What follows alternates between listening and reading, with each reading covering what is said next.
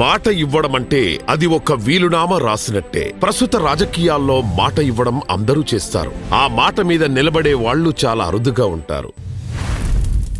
ఇటువంటి rare political లీడరే మన విద్యా ఐటీ శాఖల మంత్రి నారా లోకేష్. యువగళం పాదయాత్రలోనూ తనను ప్రజలు కలిసినప్పుడు మంగళగిరి నియోజకవర్గానికి ఆయన చాలా హామీలిచ్చారు. అవి ఒక్కొక్కటిగా అమలు చేసుకుంటూ వస్తున్నారు. కొన్ని లీగల్ సమస్యలున్నవి, దీర్ఘకాలంగా పరిష్కారం చేయలేని వాటి గురించి ఎవరైనా అడిగితే సాధ్యాసాధ్యాలు పరిశీలిస్తానని చెబుతారే కాని చేస్తానని చెప్పరు యువనేత లోకేష్. మాట ఇస్తే 600 నెరవేర్చి తీరుతారు నారా లోకేష్ అని ప్రజలే చెబుతున్నారు.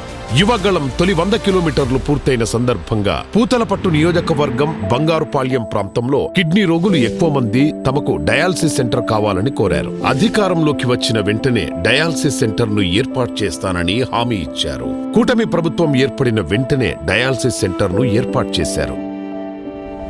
మంగళగిరి నియోజకవర్గంలో ఏళ్లుగా ప్రభుత్వ భూముల్లో నివాసముంటున్న వారికి ఇంటి పట్టాలు ఇస్తామని వాగ్దానం చేశారు. ప్రభుత్వం వచ్చిన వెంటనే పట్టాలిచ్చేందుకు ఎదురయ్యే సమస్యలను పరిష్కరించి వేలాది మందికి ఇళ్లకు పట్టాలు పంపిణీ చేశారు. యువగళం పాదయాత్రలో మరో హామీకి మంగళగిరి నియోజకవర్గంలో లోకేష్ అంకురార్పణ చేశారు. చిన్న కాకాని వద్ద 7.35 ఎకరాల్లో 52.20 కోట్ల వ్యయంతో 100 పడకల ఆస్పత్రికి శంకుస్థాపన చేశారు. యువగళం పాదయాత్రలో నిరుద్యోగులకు 20 లక్షల ఉద్యోగాలు కల్పిస్తామని హామీ ఇచ్చారు. అధికారంలోకి వచ్చిన 5 ఏళ్లలో 20 లక్షల ప్రభుత్వ ప్రైవేటు ఉద్యోగాలు ఇవ్వడమే ధ్యేయమని చెప్పారు. ఎన్డీఏ ప్రభుత్వం అధికారంలోకి వచ్చిన వెంటనే ప్రఖ్యాత కంపెనీలను ఏపీకి రప్పించి లక్షల ఉద్యోగాల కల్పనకు మార్గం చేశారు. టీసీఎల్ 12,000 ఉద్యోగాలు, హెచ్సీఎల్ విస్తరణ, రిలయన్స్ సిబిజీ ప్లాంట్లు, లూలు మాల్, అశోక్ లేలాండ్ వంటివి కార్యకలాపాలు మొదలుపెట్టాయి. మెగా డిఎస్సి ఇస్తామని మాటిచ్చిన లోకేష్ తానే విద్యాశాఖ మంత్రిగా బాధ్యతలు చేపట్టడంతో ఆ హామీ నెరవేర్చే బాధ్యత కూడా తీసుకుని 16,367 ఉపాధ్యాయ ఉద్యోగాల భర్తీ కోసం నోటిఫికేషన్ విడుదల చేయించారు.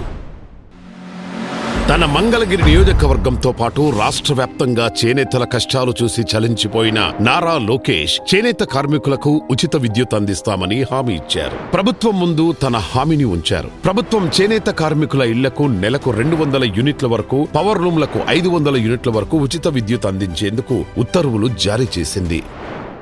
పాదయాత్రలో తనను కలిసిన విద్యార్థులు ఫీజు రియంబర్స్మెంట్ కష్టాలు విని చలించిపోయిన నారా లోకేష్ తాను అధికారంలోకి వస్తే బకాయిలు చెల్లించడంతో పాటు నేరుగా కాలేజీలకు ఫీజు చెల్లిస్తామని చెప్పారు. లోకేష్ హామీ మేరకు ఈ విద్యా సంవత్సరంలో ఇప్పటికే 788 కోట్ల ఫీజు రియంబర్స్మెంట్ బకాయిలు విడుదల చేశారు. సర్టిఫికెట్ల కోసం కార్యాలయాల చుట్టూ తిరిగి అలసిపోయిన ఘటనలు లోకేష్ దృష్టికి తీసుకెళ్లారు విద్యార్థులు. యువగళం పాదయాత్రలో బటన్ నొక్కితే మీ వాట్సాప్ లోనే మీకు సర్టిఫికెట్లు అందేలా చేస్తానని భరోసా ఇచ్చారు. మాటిచ్చినట్టుగానే వాట్సాప్ గవర్నెన్స్ మన మిత్రుని తీసుకొచ్చి వాట్సాప్ లో హాయ్ అని పెడితే చాలు, విద్యార్థులకు క్షణాల్లో సర్టిఫికెట్ పొందేలా చేశారు. 200కు పైగా పౌర సేవలను వాట్సాప్ గవర్నెన్స్ ద్వారా అందిస్తున్నారు. బోధనేతర పనులతో ఇబ్బంది పడుతున్నామని, యాప్ల భారం పెరిగిందని టీచర్లు లోకేష్ దృష్టికి తెచ్చారు. అధికారంలోకి వచ్చిన వెంటనే విద్యాశాఖ మంత్రి అయిన లోకేష్ 10ల సంఖ్యలో యాప్ల స్థానంలో సింగిల్ యాప్ తెచ్చారు. టీచర్లకు బోధనేతర పనులు తప్పించారు. బాత్రూమ్ ఫోటోలు తీసే బాధ్యతలను తీసేశారు. ఇచ్చిన మాట ఒక్కొక్కటిగా నెరవేర్చుతూ వెళుతున్న విద్యా ఐటీ శాఖల మంత్రి నారా లోకేష్ ప్రజలు ఆత్మీయ బంధువులా భావిస్తున్నారు.